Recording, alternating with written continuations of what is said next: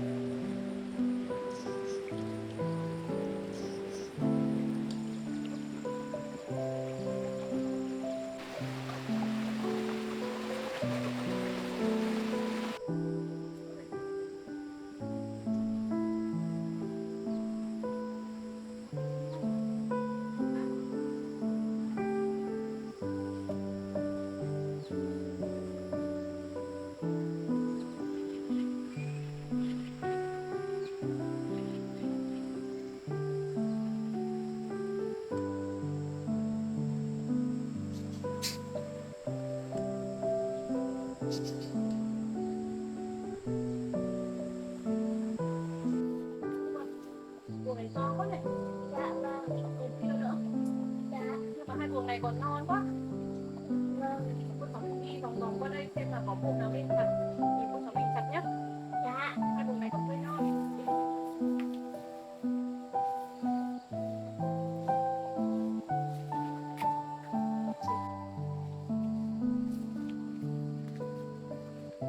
Buồng đẹp quá cô ạ. Dạ. Buồng đấy chắc là nên chặt rồi đấy. Dạ vâng. Mình sẽ qua đấy chặt buồng đấy nhá Phúc nhá. Dạ. Buồng kia phải kìa. Dạ.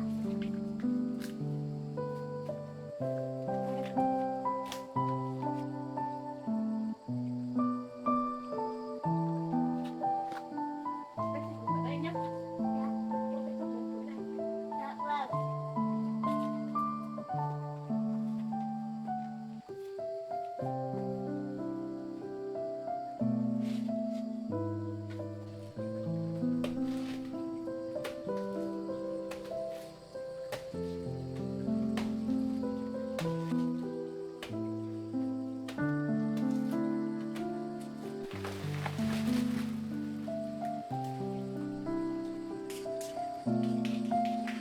Buồng cuối ạ, buồng cuối chặt ra.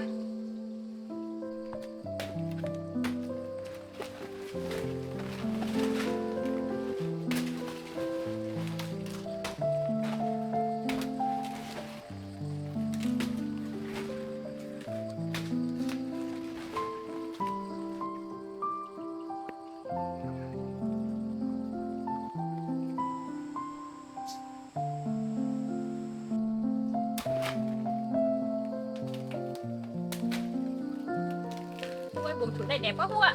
Dạ. Cô ơi này, buồng này chắc sắp chín rồi đấy. Dạ.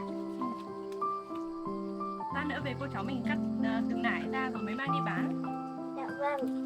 Quả to quá nhỉ. Vâng. Ừ. Thấy kìa.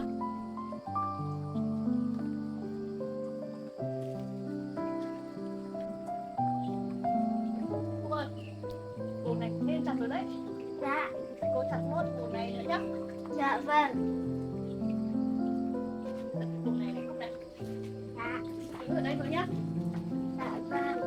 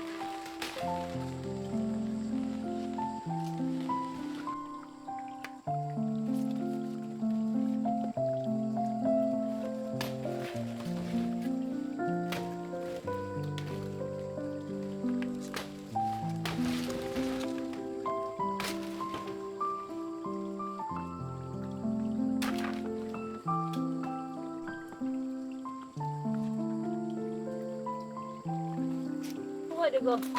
Dạ.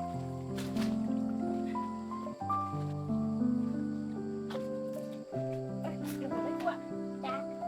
Cô đi tìm dây, với cả đi tìm cây xong là cô cháu mình mang về nhé. Dạ vâng.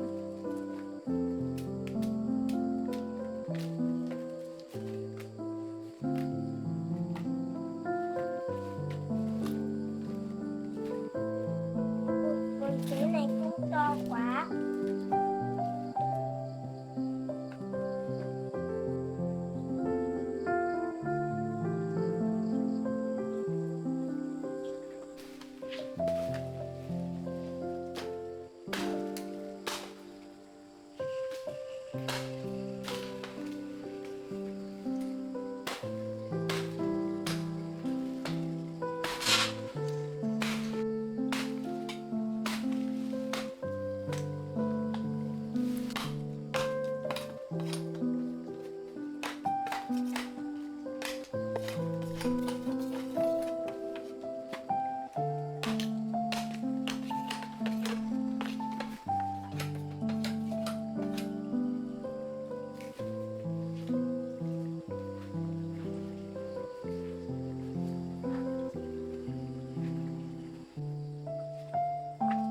Bây giờ cô buộc vào xong là cô cháu mình về. Dạ.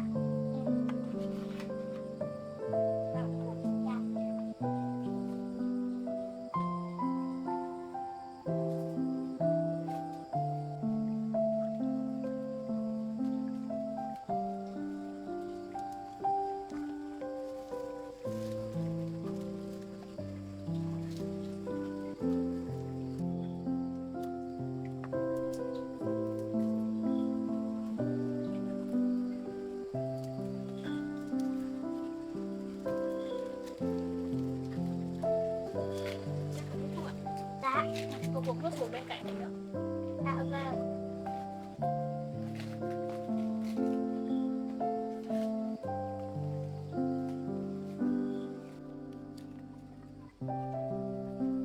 Con nhân viên ơi, có cần con giúp không ạ? Không, cô khác làm được rồi cô ạ. Dạ. Cô buộc vào nữa là được rồi. Dạ vâng. Buộc thật chắc không à? Nó tụt mất. Dạ. Dây nó phải chắc đấy cô ạ. Dạ.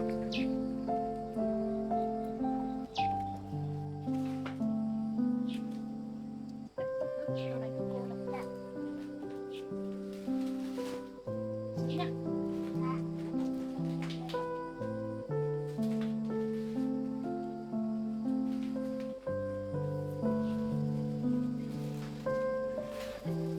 Dạ vâng.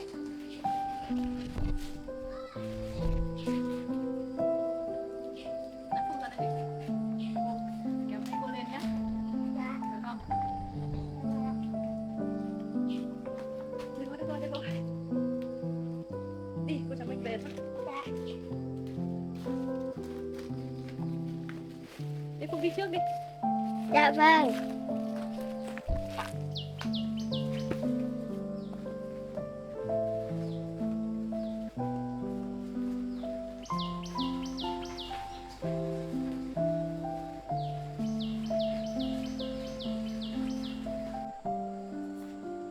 Cô ơi, có nặng không? Không, cô đi được. Không đi trước đi. Dạ.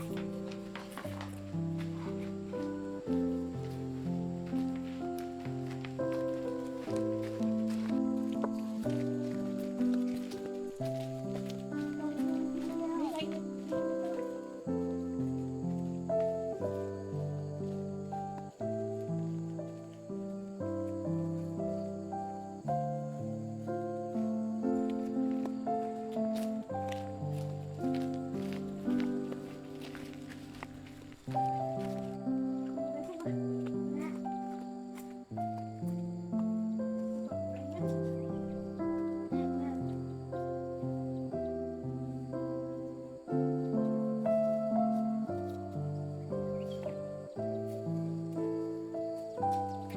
Cô kéo quần, cô kéo chân cho Phúc nhé.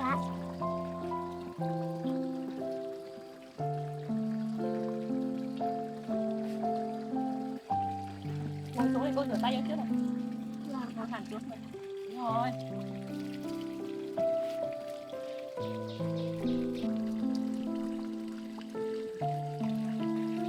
Tay cô dính đầy nhựa chuối đấy. Dạ. Tay Phúc cũng dính nhựa chuối đây này.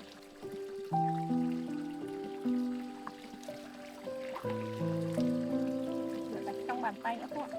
Dạ. Rồi, sạch rồi. Đứng lên cô rửa chân cho nào. Vâng.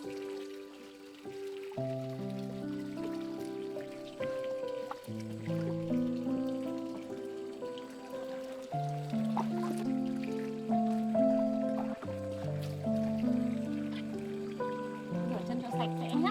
Dạ. Rồi, chân sạch rồi. Dạ. Chân ra để cô rửa hết cho nhé. Dạ vâng.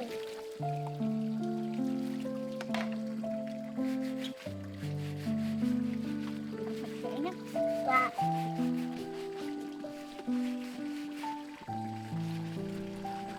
Con muốn nước trà. Không cần đâu. Dạ. Cô rửa cho sạch rồi. Dạ vâng. Đây rồi cô ạ, cô nhâm hết rồi. Dạ.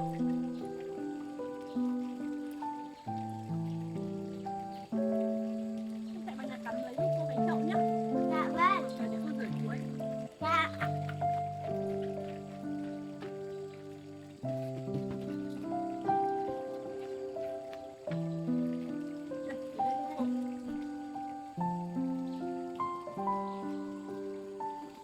Con đi ơi để con giúp cô nhé.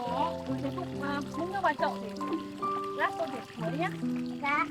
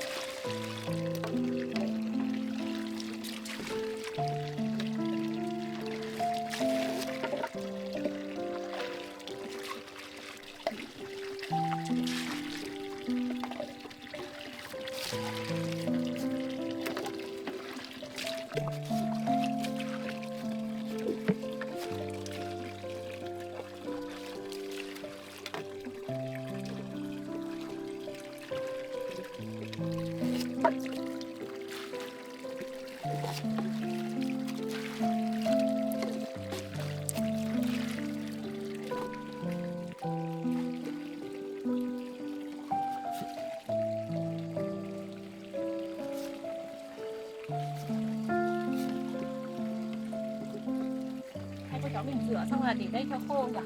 Dạ. Xong rồi lên nhà nghỉ nó mát rồi mới mang đi chợ bán. Dạ vâng.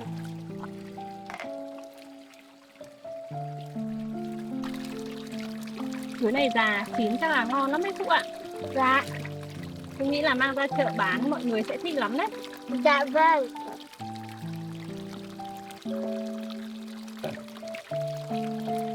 Cô Thiên Nhi ơi, con rửa xanh là chuối này rồi. Ừ. Rửa giỏi quá. Được rồi để cô đặt vào đây nhá.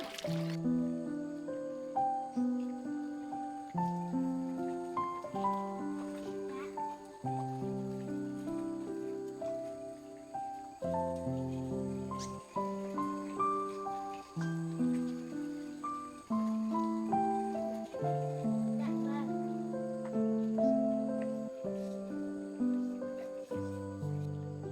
Cái này chuối này to quá nhỉ? Dạ vâng.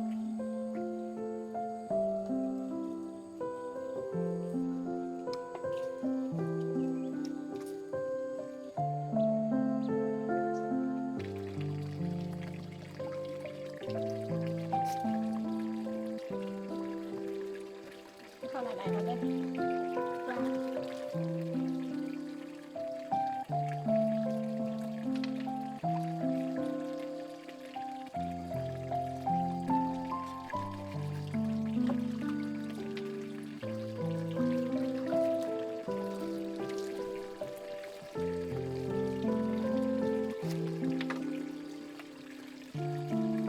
Cô với Phúc rửa nốt nhé. Dạ vâng.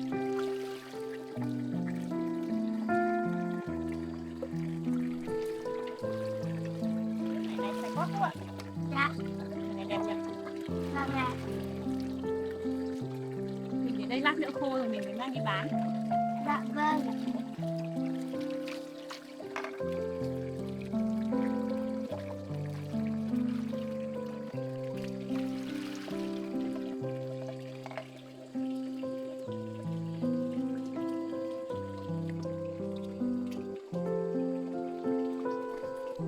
Đấy không ạ? Dạ. Mình để dành này này để nay mai lúc nào chín thì ăn nhé. Vâng ạ. Đi lên nhà. Đi lên nhà. Dạ vâng.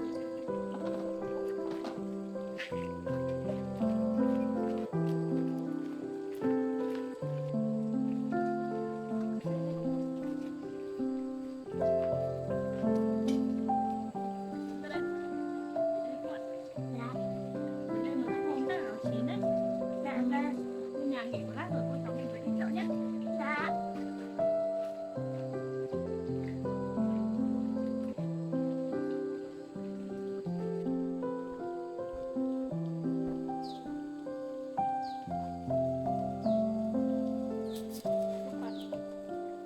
Một lát rồi. Dạ vâng. Dạ, con đi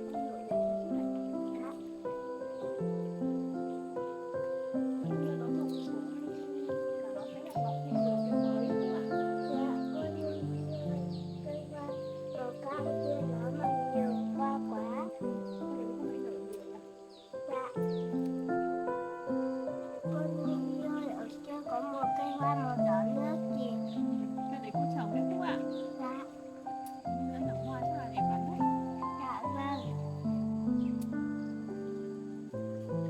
Con đi ơi, đây rau của hôm trước cô và con trồng, bây giờ nó đã lớn rồi.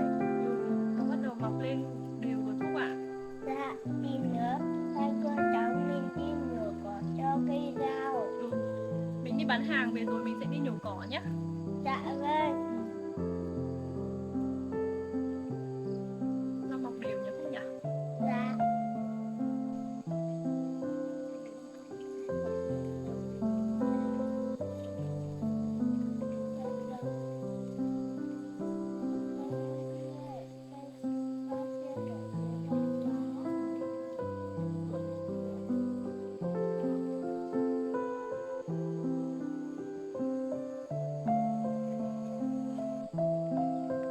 Hôm nay cô cháu mình đi chợ ra sớm nhỉ. Dạ. Linh đóng cửa rồi cất cái quạt đã nhé. Dạ vâng. Dạ.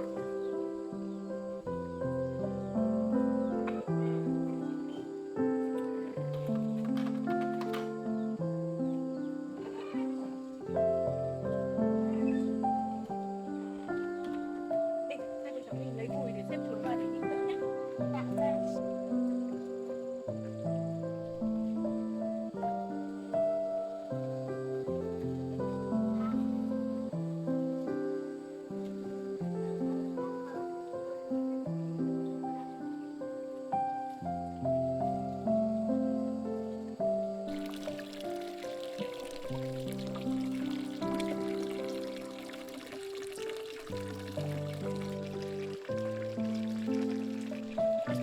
Rồi sắp xong chưa ạ?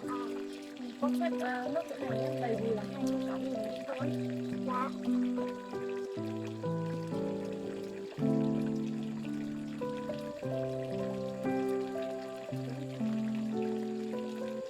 Ở đây.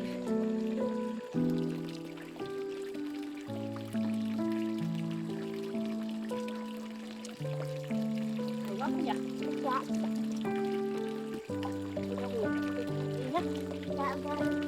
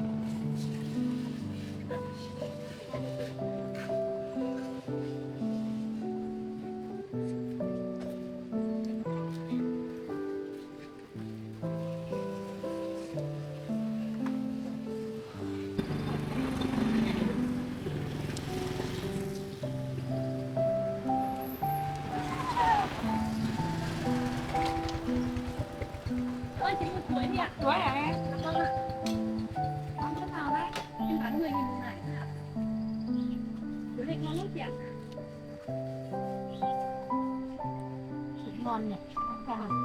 Lấy cho chị nhé. Lấy cho chị 2 nải đi. Chị chọn đi ạ. Nào. Đây để có 2 hôm nữa.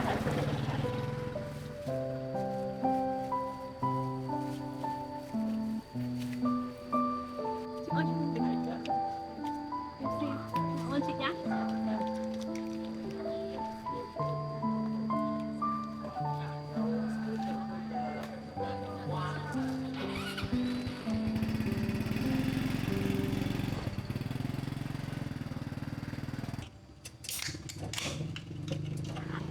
Em uống nước đi.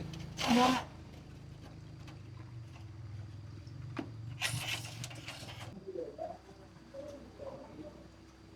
Thằng già đấy tình hình như thế nào em? Nay nó hẹn em đi đâu?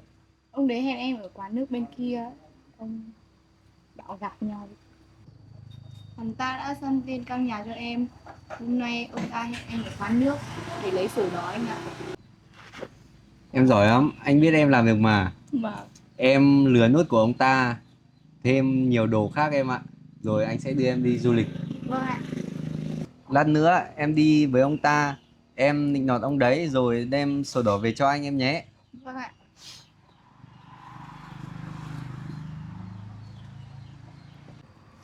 Em cứ uống nước đi, rồi hắn ta gọi thì em đi. Còn bây giờ ngồi với anh một lúc đã.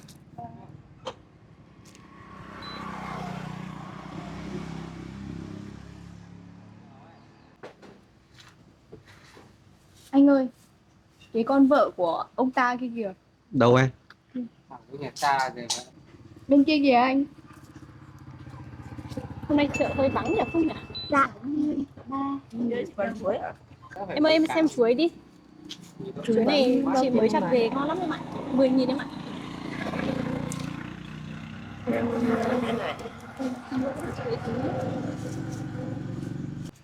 Anh nhìn kìa. Vợ của ông ta phải khổ thế. Bán từng nải chuối để kiếm từng đồng tiền. Kia là vợ của ông ta à em? Anh Vâng. tưởng bà đấy không có con. Em cũng chả biết.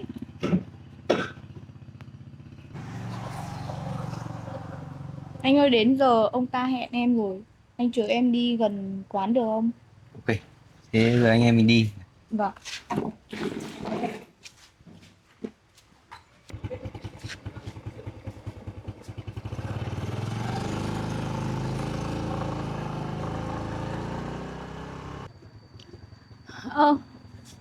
Kia sao nhìn giống vợ của chồng cũ mình thế? Sao cô ta lại đi với một người đàn ông khác?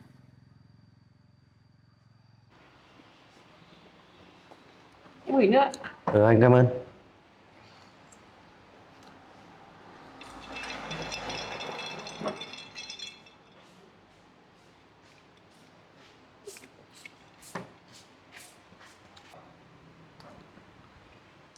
Sao Trang đâu mà lâu thế nhỉ?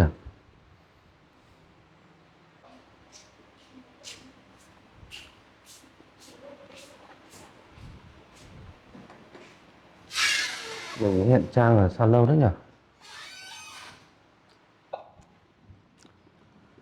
Trang đã vất vả mang thai con trai của mình. Đây là món quà mình dành cho cô ấy.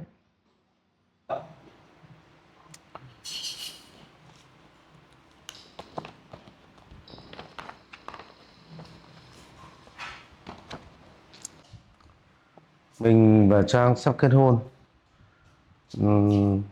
Đằng nào mình cũng sang tên căn nhà cho cô ấy. Trang đã hy sinh vì mình rất nhiều.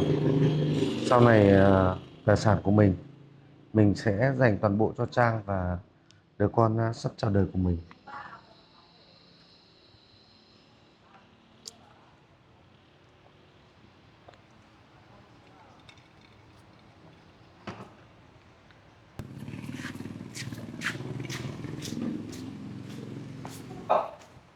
Em chào anh. Anh còn đợi Em đến rồi à? Anh cũng chờ em một lúc rồi. Đây em ngồi đây. Ngồi xuống đây đi. Em uống gì để anh gọi? Em uống nước cho Đào. Chủ quán ơi, Cho cốc trà đào nhá. Thế ai đưa em ra đây? Bạn em tiện đường có việc nên em đi nhờ ạ. Vậy à, thế sao em không bảo anh qua đón? Dạ, em tưởng anh bận. Chị cho em gửi nước ạ. Xin đấy. Đây em uống nước đi. Cái tập gì đây anh? Cái này đây là sổ đỏ mà căn nhà anh đã sang tên cho em. Dạ, Đây, đấy từ giờ là căn nhà này đứng tên toàn bộ của em đấy. em cảm ơn. Em có thích không? Em có ạ.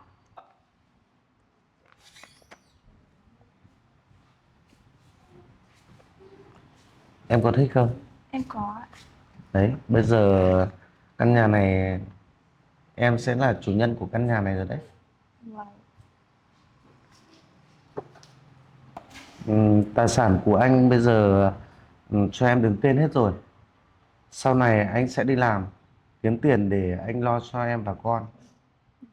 Em yên tâm nhé. Em cất sổ đi.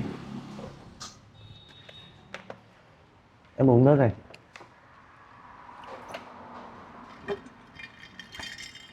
Anh ạ, hôm nay em thấy vợ cũ của anh đi bán hàng ngoài chợ, có cả được thằng bé nữa. Em nghĩ là nó đã có trai từ lâu rồi. Vậy à? Hôm trước anh cũng gặp cô ấy đi theo một đứa nhỏ nữa. Anh cũng nghi là cô ấy phản bội anh. Anh đang tìm nó. Nếu như nó lừa anh từ trước thì anh sẽ không để nó yên đâu. Em nghi cô ta từ lâu rồi. Em nghĩ là cô ta chỉ giả vờ khóc lóc về nhà như vậy thôi. Chắc cô ta cũng chả tốt đẹp gì đâu. Em thấy chắc cô ta đã có con riêng ở ngoài từ lâu rồi.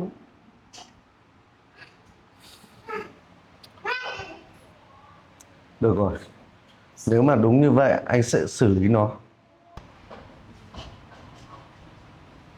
Được rồi, chắc chắn là anh sẽ tìm được cô ta. Mà thôi em uống nước đi. Vâng.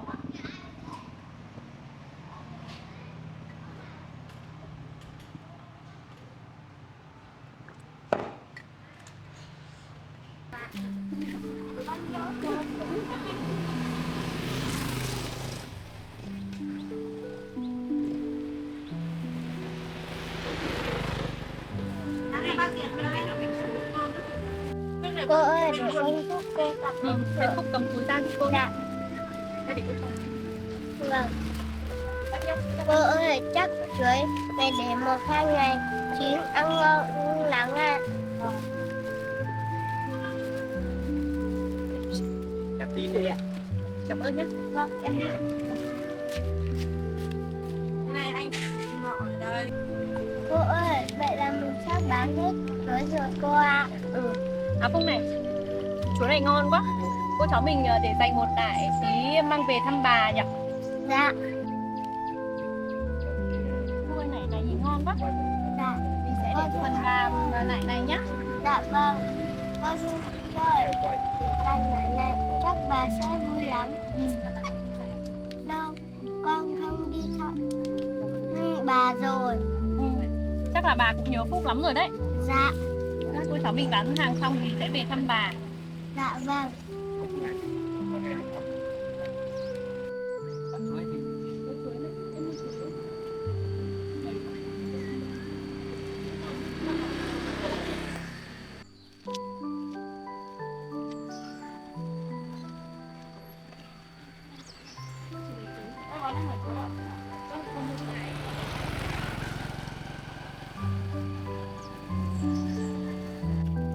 Bao tiền? Chỗ này của em 20.000. Tiền ạ. Chỗ này 10.000 ạ. Để xem nhá. Chị cảm ơn nhá. Chú về nhá. Em gửi tiền. Có cần túi không? Tôi không cần ạ. Con cảm ơn cô ạ. Cô về nhá. Dạ. Con chào cô. Cô Dương Phi ơi, vậy là bán hết chuối rồi. Để cô thu dọn xong hai cô cháu mình về thăm bà nhé. Dạ. Cô Dương Phi ơi, hôm nay kiếm được 1 triệu.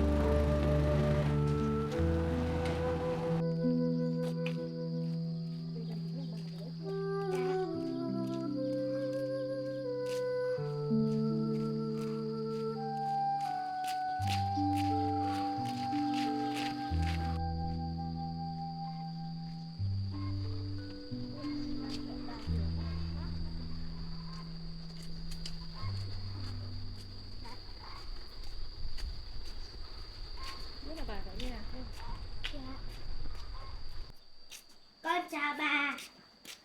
Bà. Bà nấu cơm chưa bà ơi? Bà vừa đi làm về. Hôm nay bà đi làm cái gì về đấy ạ? Bà đi làm đi cái ngô. Chắc ở dưới ruộng này à bà? Đi quận ít. Hai cô cháu đi đâu về? Cháu đi thu hoạch ít chuối rồi mang ra chợ bán về bà. Bán được không? Cháu bán hết rồi bà. Cháu với Phúc để dành một nải để mang về cho bà. Vâng. Bà ơi, chuối này cháu đi chặt về xong là cháu thấy ngon quá, thế nên là cháu để phần bà ạ. Bà để dành hôm nào chín thì bà ăn nhé. Lại để phần cho bà nữa, cho bà xin nhá. Vâng ạ. Thế hai cô cháu ngồi đây để bà đi lấy nước về uống nhá. Dạ thôi không cần đâu bà. Cháu chơi với bà một lúc rồi cháu đi về thôi ạ. Không phải lấy nước cho cháu đâu. Bà ơi, vừa lúc nãy bà đi làm bà có mệt không bà? Sáng sớm mát thì bà đi làm rồi, đến lúc trời nắng thì bà về rồi, bà không mệt không bị nắng đâu. Dạ vâng. Thế Thiên Vi dạo này thế nào? Nhà cửa thế nào? Dạo này cháu đi thu hoạch cũng có để dành được một ít tiền bà ạ.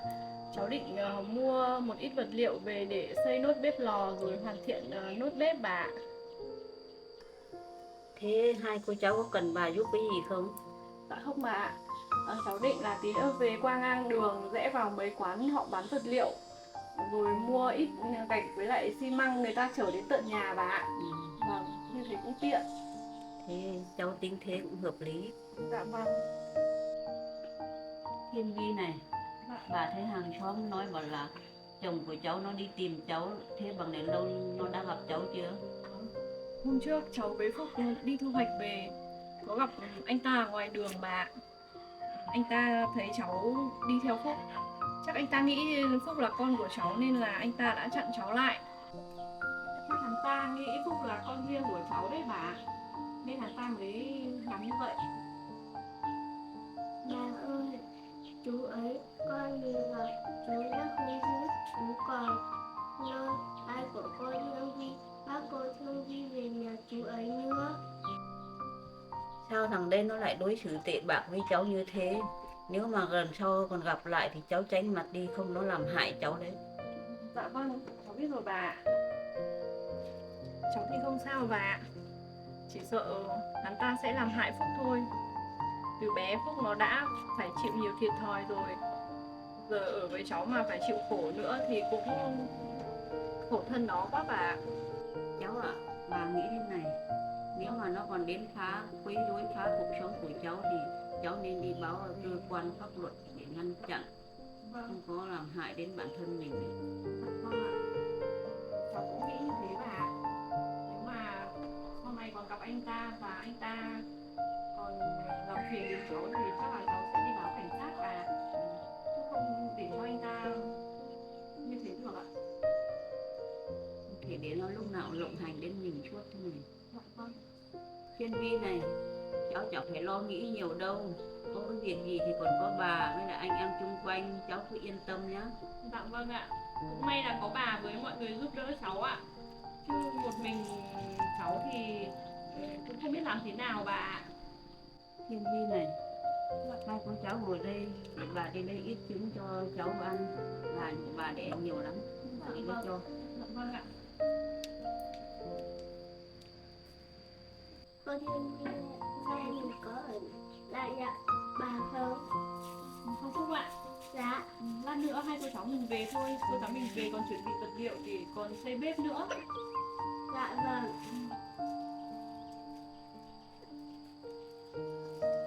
Hai cô cháu là nhà nó để bà phần ít để hai cô cháu ăn.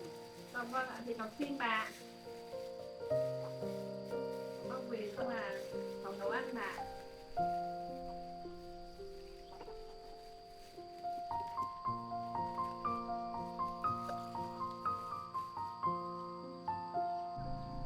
Hai cô cháu ở đây bà nấu cơm ăn cơm xong ấy về. Thôi bà, chắc là cháu mới Phúc về trên trang trại thôi ạ. Cháu về cho sớm để còn chuẩn bị vật liệu để xây bếp nữa bà. Thế cháu không ở được thì cháu về cho sớm. Lúc nào có thời gian thì xuống với bà chơi ấy. Dạ vâng ạ, cháu đi về trên nông trại đây bà. Ừ. Lúc nào rảnh thì cháu lại đưa Phúc xuống thăm bà. Bà ở nhà giữ gìn sức khỏe nhé bà nhé. Ừ.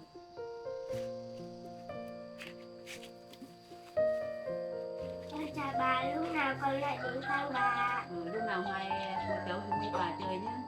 Dạ vâng. Bà vào nhà nấu cơm đi, cháu về đây ạ. Con chào bà ạ.